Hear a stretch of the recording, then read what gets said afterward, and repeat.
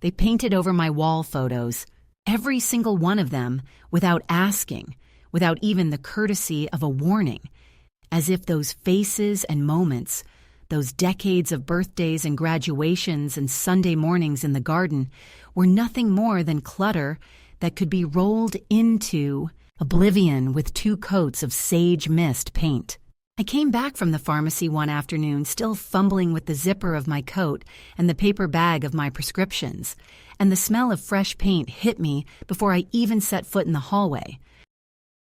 I remember standing there for a moment frozen, my ears full of the humming of a portable fan somewhere down the corridor, my eyes stinging.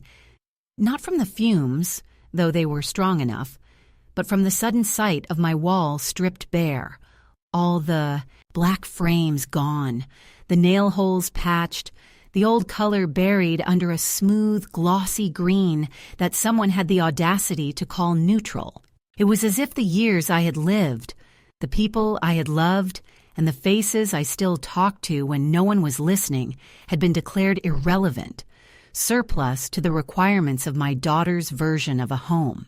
I am 81 years old now, and I live alone in a small rented cottage with floors that tilt slightly toward the back door and a roof that leaks a little in heavy rain. But it is mine, or at least mine to inhabit without someone deciding what should or should not be seen. The walls here are bare too, but bare by choice, and that makes all the difference in the world. It wasn't supposed to be like this. After my fall last winter, the one where I slipped on the ice behind the old post office and lay there for what felt like hours, though it was probably only minutes, my daughter insisted I come and live with her for a while. She said it the way people do when they are trying to sound casual, almost lighthearted, but their eyes are measuring you, calculating. Just until you're steady again, Mom. You need a bit of looking after. It sounded kind at the time, maybe even generous, and I let myself believe it because I wanted to. I wanted to think there was still a place for me in her world beyond the occasional Sunday lunch and perfunctory phone call on my birthday. I arrived with 2 suitcases, a sewing basket, and 3 cardboard boxes of framed photographs, which she helped me carry up to the room she said would be mine. "We'll make it feel like home," she promised, though I noticed the way she hesitated before the word home, as if it were a costume I would wear for the benefit of her conscience, rather than a truth we would share. In those first weeks, I told myself the changes were small and harmless, the rearrangement of my things for better flow, the relocation of my favorite chair to the garage because it didn't fit the pallet, the slow disappearance of my books from the living room shelves, but then came the day of the wall. That hallway had been mine in a way no other part of her house was. She had let me hang my photos there, perhaps because it was a narrow space few guests lingered in, a kind of compromise between inclusion and invisibility. I had arranged them carefully. My parents on their wedding day in 1939, my late husband in his uniform before shipping out, my daughter as a gap-toothed 6-year-old holding a kite twice her size, my own hands dusted with flour as I rolled out pastry. Beside my first grandchild, they were not just decorations. They were my proof, my testimony, the chapters of a story I still believed was worth telling. And then, in the span of an afternoon, they were gone, replaced by a flat expanse of paint that smelled faintly of something chemical and final. My daughter's explanation came later, in the kitchen, as she poured herself a glass of mineral water and barely glanced at me. "We're updating the look, Mom. The place needs to feel lighter. Buyers like clean lines." Buyers. As if the house were already halfway out of our hands, as if my presence in it was just a temporary inconvenience in a real estate transaction. I wish I could tell you I said something sharp or defiant in that moment, but the truth is, I didn't. I stood there with my hands resting on the edge of the counter, feeling the cool stone under my palms, and I let her words wash over me like the paint over my memories. I told myself it was only walls, only frames, only things. But in the quiet part of my mind, the part that still keeps score even when I pretend not to, I understood that this was not about decor. It was about erasure. It was about the silent rewriting of a history she no longer wanted to display, perhaps because it did not fit the image she had built for herself, an image of a woman entirely self-made, untethered from the awkward weight of an aging mother with old-fashioned tastes and stubborn attachments. In that moment, I felt smaller than I had in years, smaller than when I stood in front of doctors explaining my fall, smaller than when I first moved into the house of a man who loved me but could never quite make space for my ambitions. I was a guest in my own daughter's home, and the rent I paid was my silence. Now, here in this crooked little cottage with its secondhand curtains and mismatched plates, I sometimes walk my fingers along the bare plaster and think about that hallway.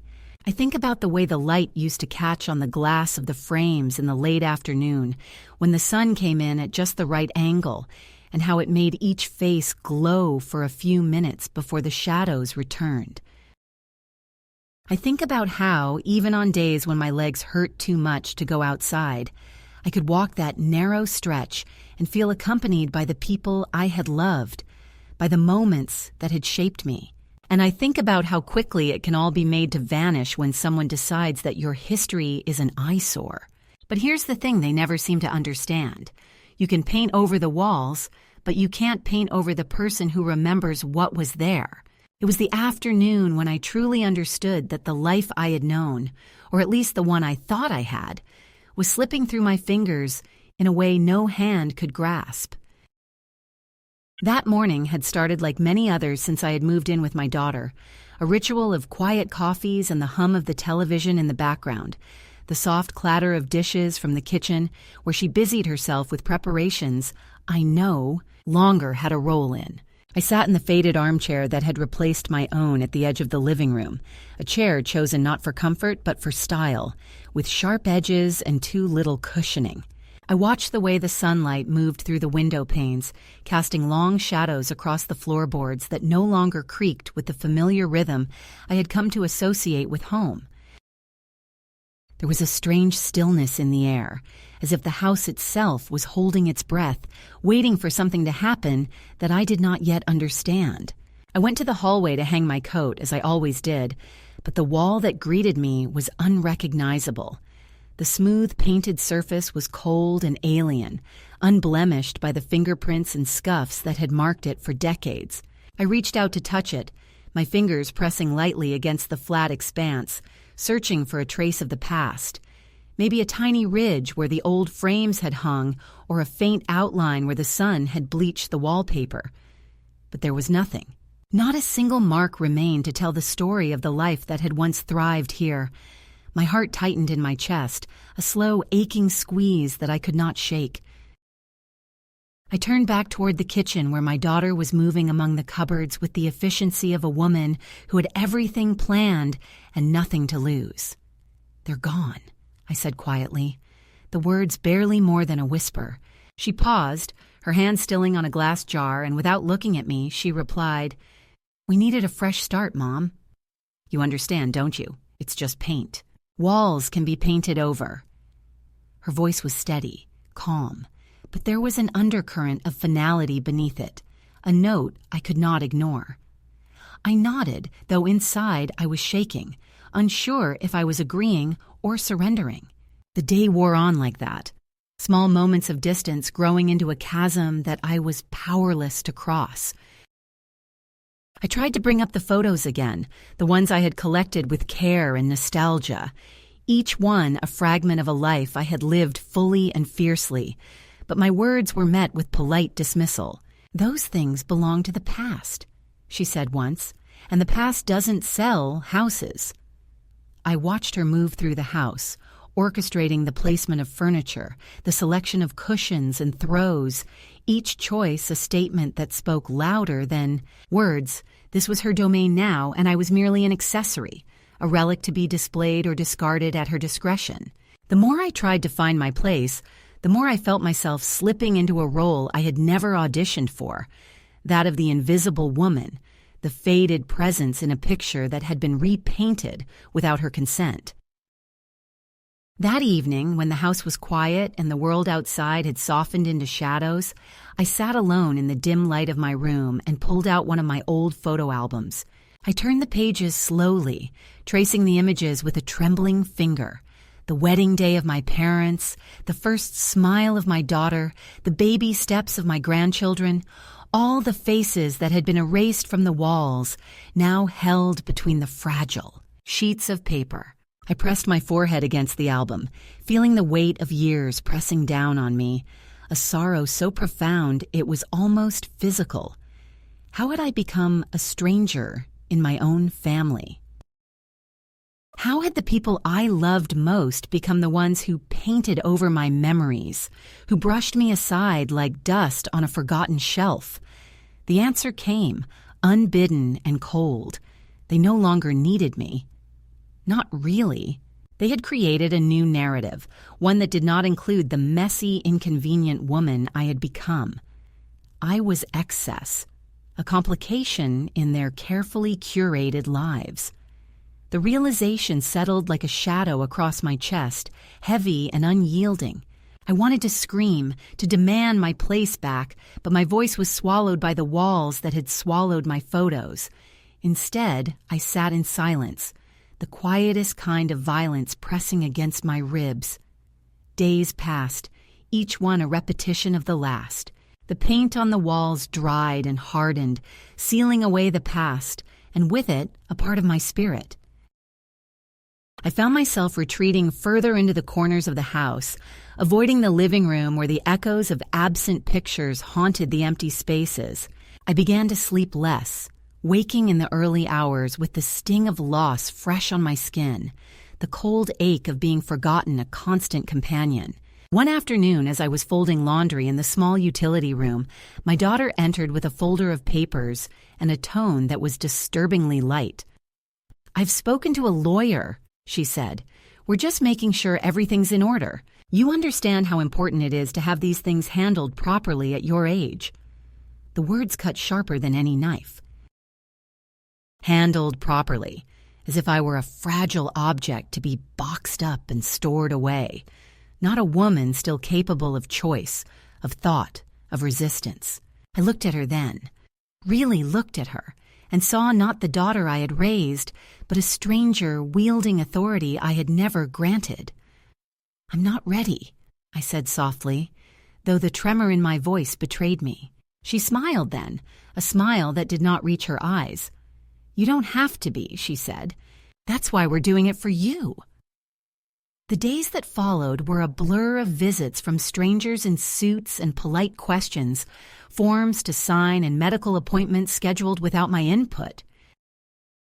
The house became a stage for a drama in which I was cast as a supporting role, a character whose lines were pre-written and whose fate was sealed before the curtain even rose. I fought in small ways, refusing to surrender my keys, hiding important papers in a drawer, writing letters I never sent. But the tide was relentless. It was during one of those long nights when sleep eluded me and the shadows seemed to whisper truths I was not ready to hear that I made a decision. If they wanted to erase me, to repaint my life in colors not my own, then I would find a way to write my story anew on my own terms, beyond the reach of walls and paint and carefully curated homes. I would leave, not in anger or despair, but with the quiet strength of someone who knows that the most important home is the one you carry inside yourself. That night, I packed a small bag, took the emergency envelope I had hidden for years, and slipped out into the dark with nothing but the clothes on my back and the name I refused to lose. The street was empty and the air crisp with the promise of rain, but I walked steadily, each step a reclaiming of the ground beneath me, a defiance against the erasure that had nearly swallowed me whole. They had painted over my wall photos, but I had not forgotten who I was, and that, I knew, was something they could never take away. After that night, after the quiet flight from a house that had become a gallery of erasure and silence, I found myself caught in a strange liminal space where the familiar and the unknown blurred at the edges, a threshold between the life I had lost and the one I was only beginning to imagine. I did not rush into anything because rushing would have meant desperation, and I was determined to walk slowly, deliberately, as if each step could stitch together the fragments of a story interrupted too soon. The rented cottage where I now stayed was modest, its floors uneven and its paint chipped in places, but it was mine in a way the house I had left never was anymore. Here the walls were blank canvases, empty not because they had been scrubbed clean by others, but because I had not yet chosen what to place upon them. There was a quiet dignity in that emptiness, a promise that the past, though it could not be erased, did not have to define the future. In the days that followed, I settled into a rhythm that was at once unfamiliar and deeply needed. Mornings began with the soft light filtering through threadbare curtains as I brewed a cup of instant coffee, the bitter taste a small comfort against the silence.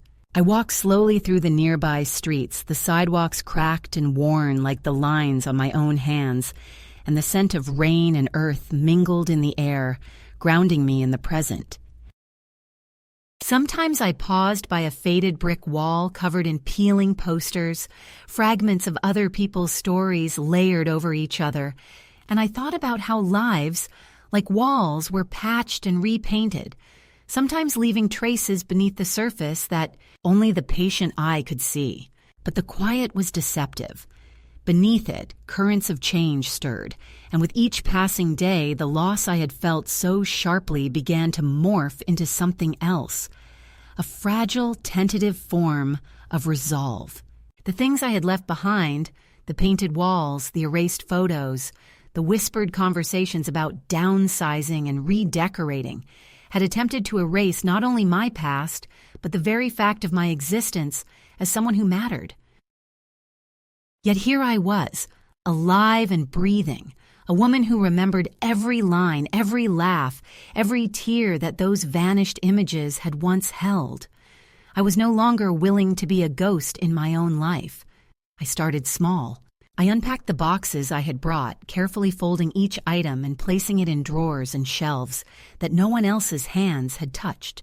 I found an old photograph tucked between the pages of a novel I had carried with me, a picture of my late husband and me on our wedding day, smiling with a kind of reckless hope that seemed almost like a promise. I pinned it to the blank wall with a crooked thumbtack, a first claim on the space that was finally mine to fill.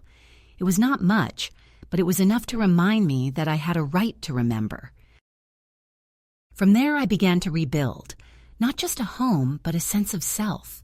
I looked for work, hesitant at first, uncertain if anyone would want a woman my age who had spent decades as a wife, mother, and grandmother, never needing to clock in or out but always laboring nonetheless. Yet in the local cafe down the street, a modest place with chipped mugs and the smell of burnt toast, I found a manager who looked beyond my age and offered me a morning shift. The work was steady and honest, pouring coffee, wiping tables, exchanging pleasantries with early risers who barely noticed the slow rhythm of my steps. There was dignity in the routine, a kind of healing in the simple act of showing up and being counted.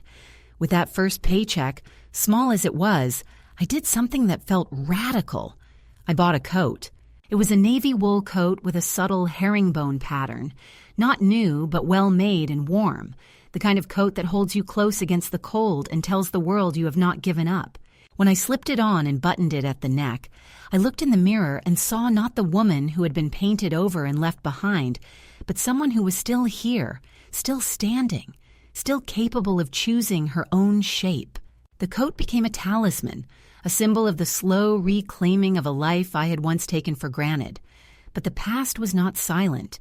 It came in small, insistent ways that tested the fragile boundaries I was building around myself.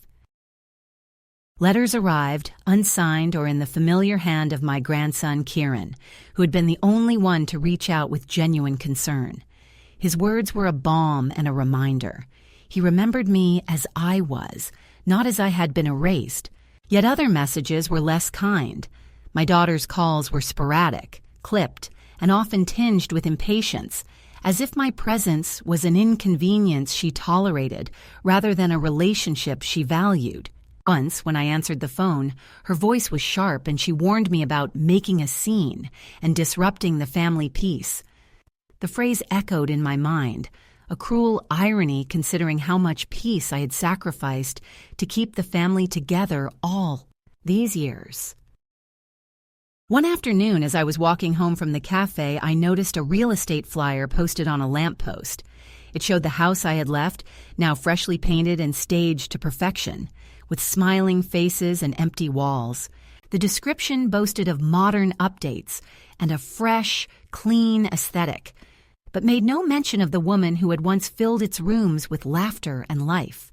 I folded the flyer carefully and tucked it into my coat pocket, a silent testament to the fact that some stories are rewritten without consent, but not without witnesses. The tension between past and present, between erasure and remembrance, became a quiet pulse in my days. I found small acts of resistance in the routines I created, placing my keys on the same hook every evening, keeping a journal of the moments that mattered, and writing letters I sometimes sent and sometimes kept hidden. Each act was a stitch in the fabric of a new life, one I was determined to weave with intention and care. I learned to say no without guilt, to choose solitude without shame, and to find strength in the spaces where others had sought to make me invisible.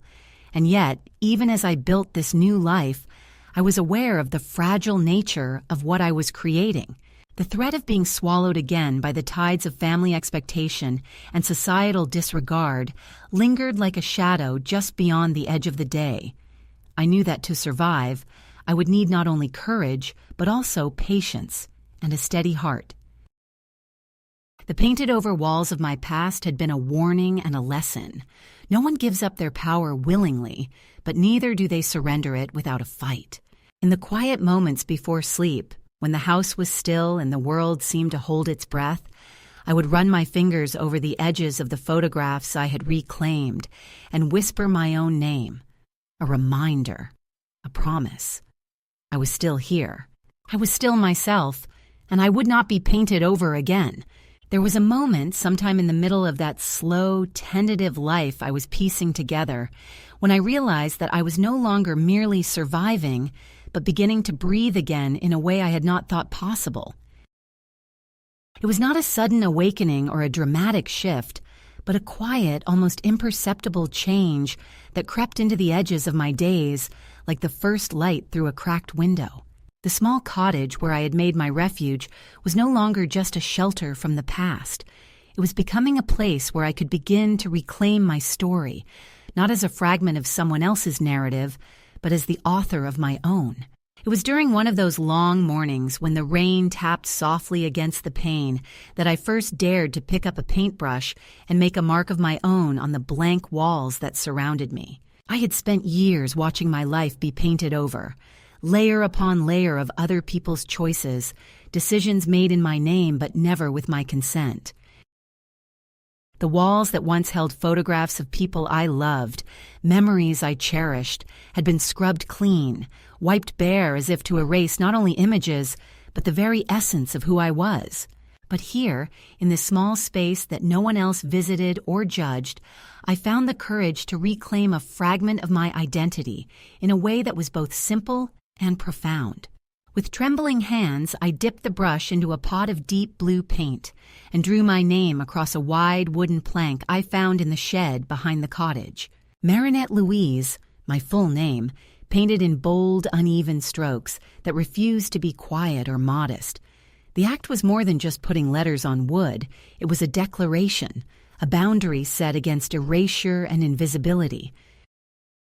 Later that week, when the light was just right and the shadows fell gently across the front porch, I nailed that plank above the door, a guardian of sorts, a sign that this was no longer a place where I would be hidden or ignored. The neighbors, simple folk with weathered hands and kindly eyes, paused when they saw it. Some smiled and nodded in recognition, others asked if I was expecting company, while a few looked on with confusion. It did not matter. What mattered was that I had marked my territory, not with bitterness or anger, but with a quiet pride that felt like a small revolution. My daughter's reaction was swift and sharp when she came to visit.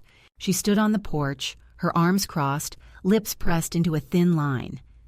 "That has to come down," she said, as if the name I had painted were a trespass on her carefully curated world. "It's not appropriate. It sends the wrong message." But I did not flinch. I told her calmly that this was my home now too, that I would decide how it was marked. The silence that followed was thick, heavier than any words we could have exchanged. It was a fracture in the fragile thread that still connected us, but one I was no longer afraid to widen. This act of reclaiming was mirrored in other small ways. I returned to the cafe where I worked and began to take pride in my presence there. No longer just a temporary fixture, but someone who had earned her place through persistence and quiet determination. The regulars began to recognize me, not as an old woman passing through, but as part of the fabric of their mornings, the one who knew just how they liked their coffee, and who greeted them with a smile that was genuine and steady. I started keeping a small notebook, jotting down recipes and ideas for simple dishes, remembering how to make lemon squares the way my mother had taught me, how to fold dough so it rose just right. These were small acts of care, not just for others, but for myself, a reclaiming of skills and joys that had been buried beneath years of obligation and neglect. One afternoon, as I sat by the window with a cup of tea and the soft hum of the radio in the background, I found myself writing a letter, not to anyone in particular, but to the woman I used to be, the one who had lost her way amid the noise and chaos of family drama and fading memories. I wrote of forgiveness, not for those who had wronged me, but for myself, for the years I had spent shrinking to fit into spaces that were never meant for me. I wrote of hope, not as a grand promise, but as a quiet companion that would walk beside me through whatever came next.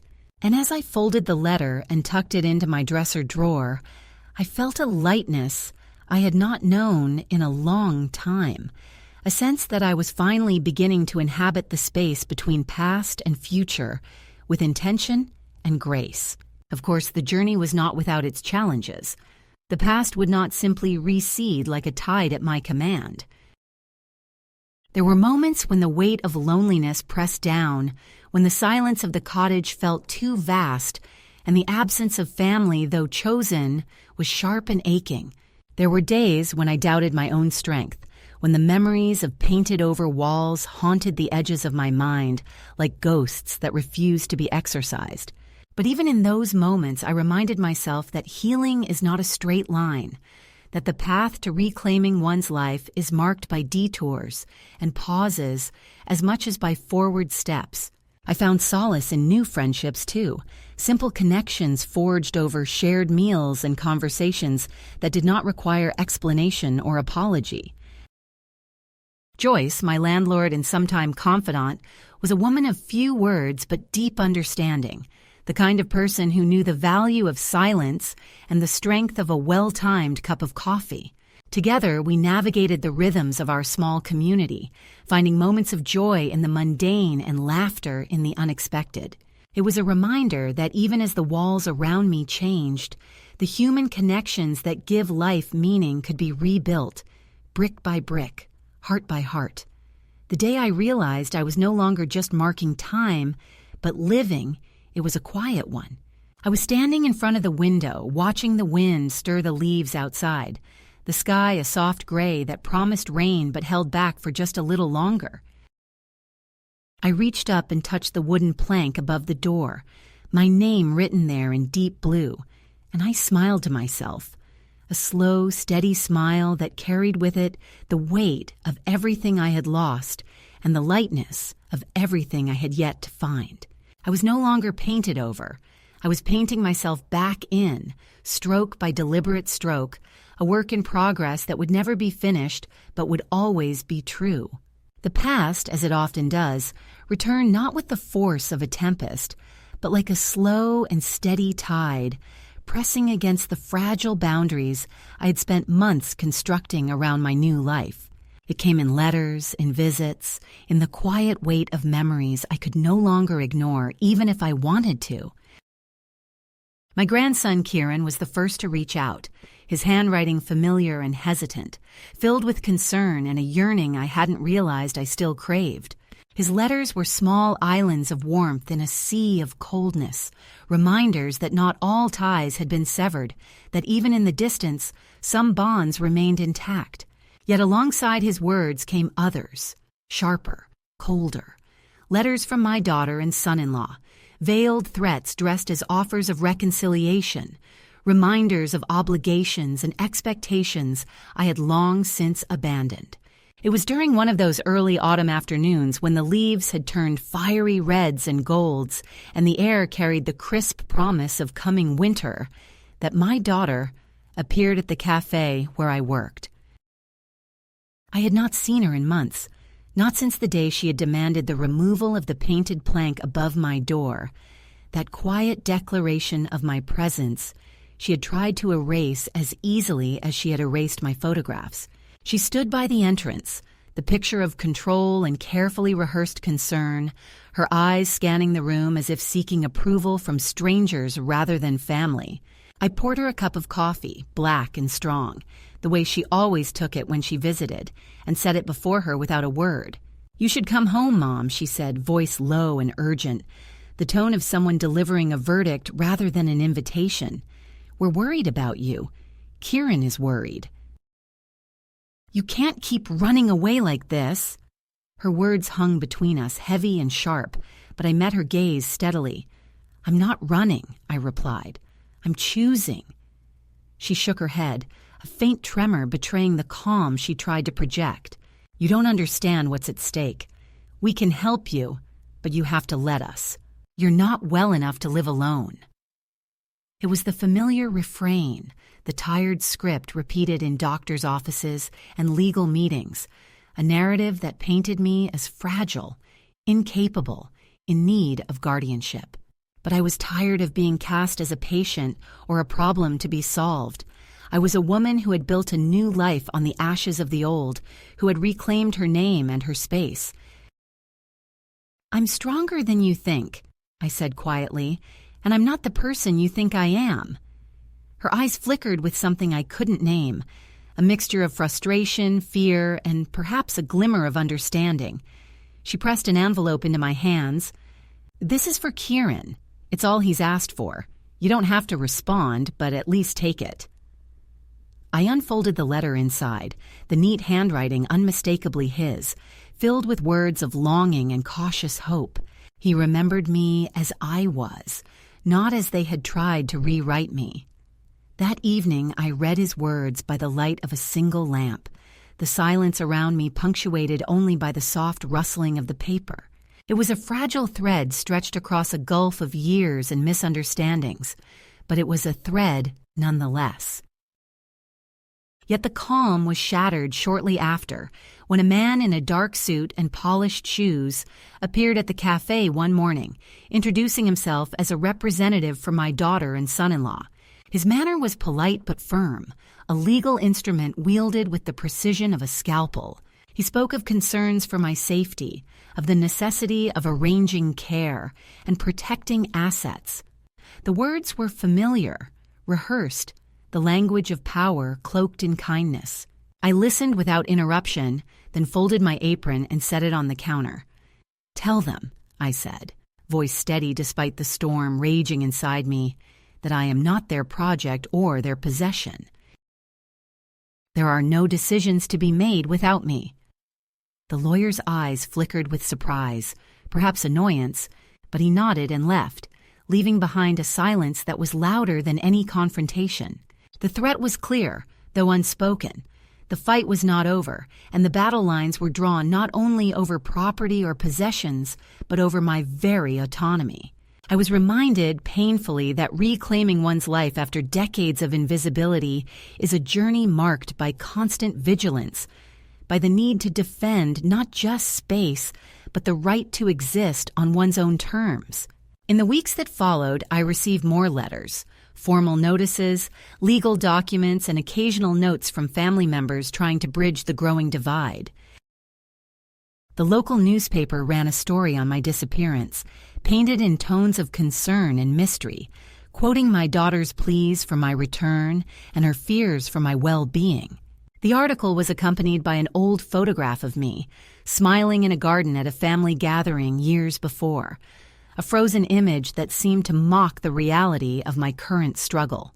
I read it with a mix of bitterness and resolve, knowing that the public performance of worry was often a mask for control, that concern can be weaponized in the hands of those who seek to confine rather than comfort. Amidst this pressure, I found unexpected allies in the small community I had begun to call home.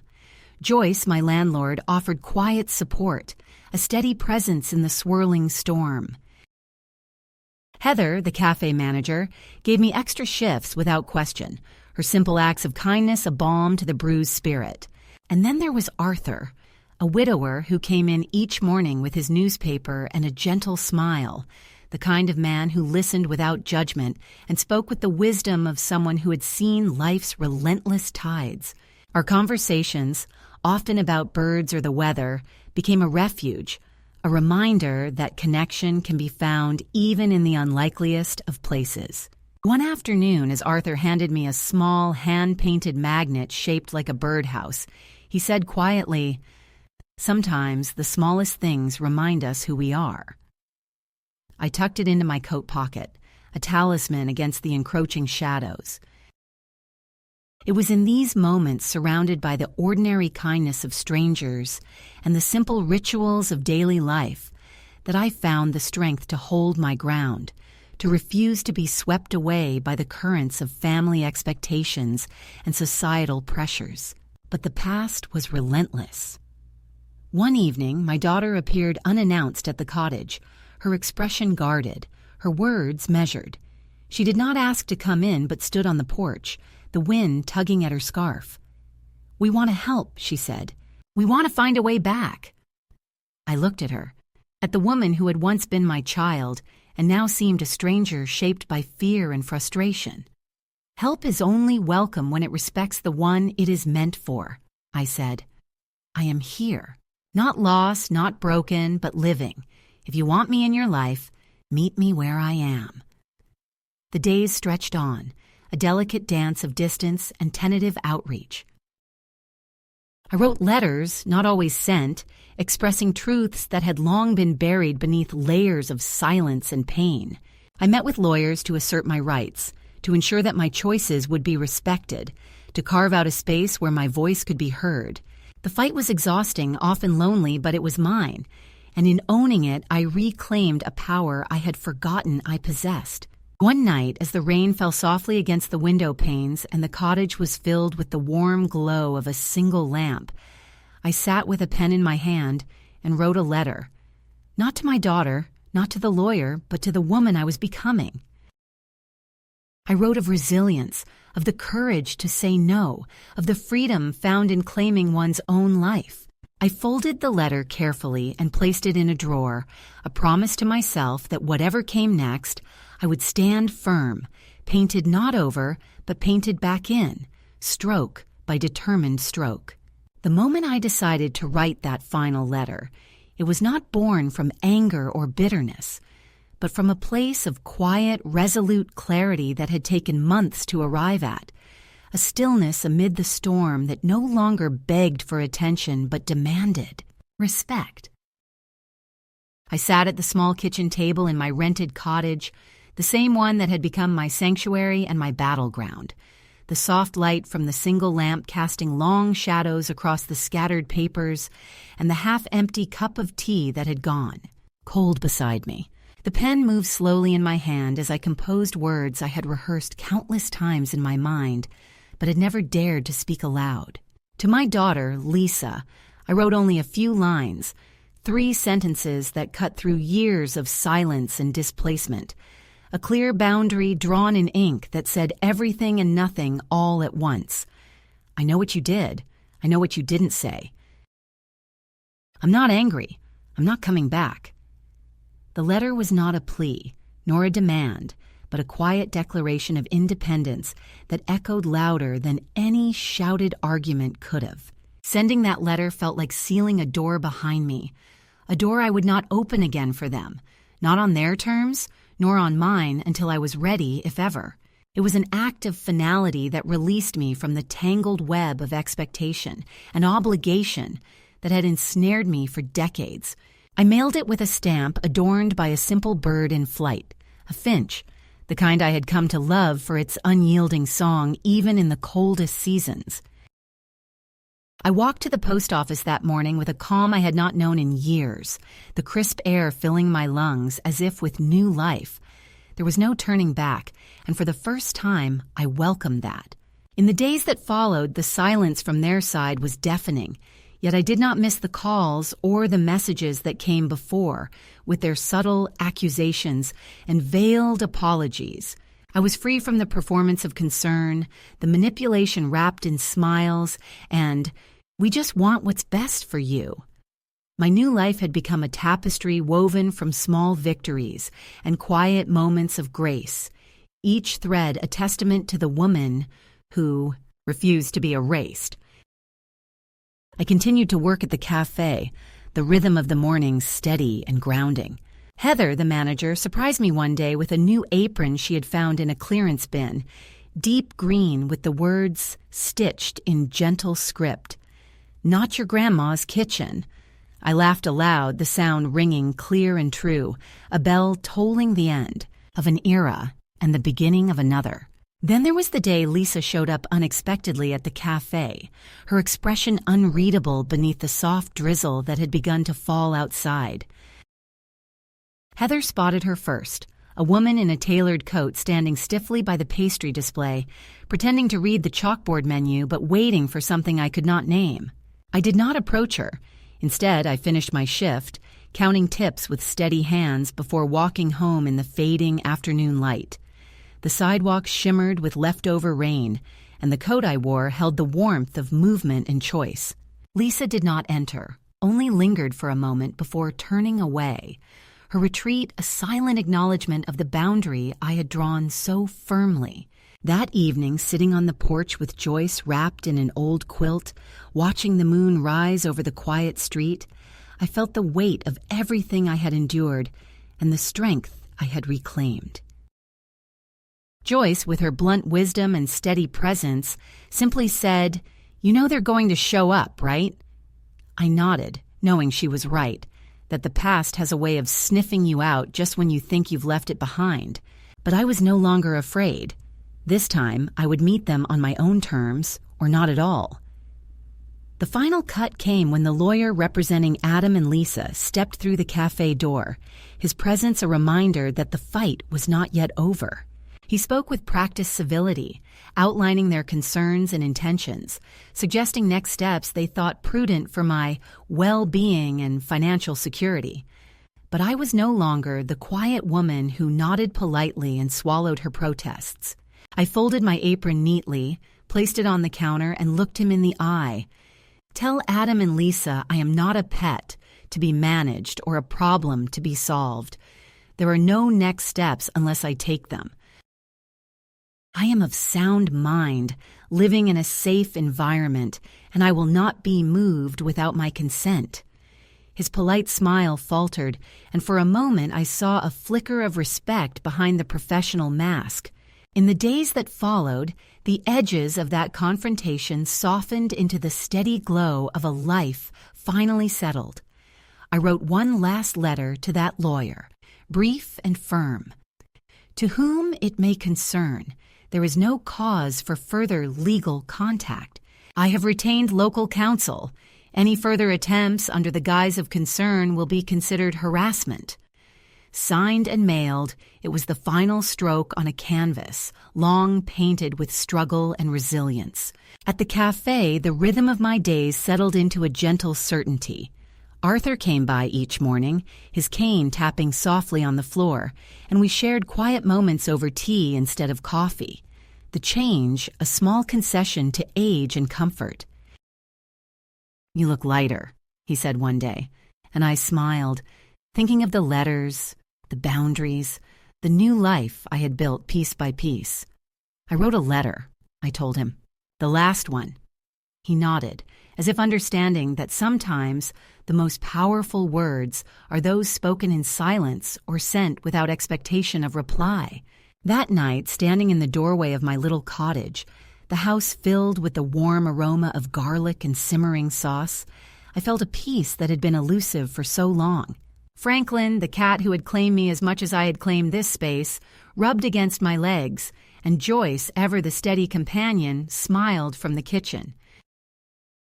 We ate in quiet contentment, the kind that comes not from grand gestures, but from the simple fact of presence. I was no longer painted over. I was fully here, fully seen, and fully myself. They say that time softens everything, but the truth I have learned is more complicated. Time does not erase pain or betrayal. It only teaches you how to live with them differently. In the quiet aftermath of what felt like a storm that might never end, I found a stillness that was not resignation, but a steadying of the spirit. The little cottage, with its uneven floors and peeling paint, became a refuge not just for my body, but for the parts of me that had been forgotten or dismissed for so long. I began to plant herbs in chipped pots along the windowsill. Basil, rosemary, thyme, simple things that grew slowly but surely, stubborn in their persistence much like myself. Each sprout was a reminder that life, even after loss, could renew itself in small, beautiful ways. I wrote letters, though not all were sent. Some were to my daughter, though they went unanswered. Others were to the woman I once was, a kind of dialogue across time and pain.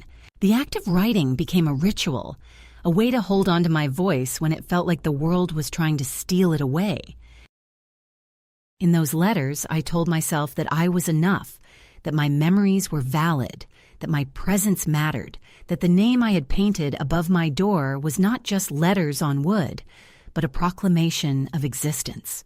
I imagined another woman, someone who might be walking a similar path of invisibility and erasure, and I wrote to her across the distance, hoping my words would be a beacon in her darkness. The friendships I had begun to forge in this small town deepened into lifelines. Joyce, who had become more than a landlord, was often the first to hear my stories, the ones I told in fragments and hesitations, but also the ones I told in fierce declarations of self-worth and hope. She listened without judgment, her steady presence a reminder that kindness is often the quietest revolution. Arthur continued to visit, his gentle humor and shared silences a balm for the loneliness that sometimes crept in. Together, in those simple connections, I found a community that did not ask me to shrink or disappear, but welcomed me in all my flawed and fierce humanity. There were moments when the old wounds ached sharply, like the sudden sting of a cold wind or the unexpected scent of a perfume that once belonged to someone now distant. I would find myself staring at the blank walls in the kitchen or touching the chipped edge of the wooden plank with my name, feeling the weight of all that had been lost, but also the strength of all that had been reclaimed.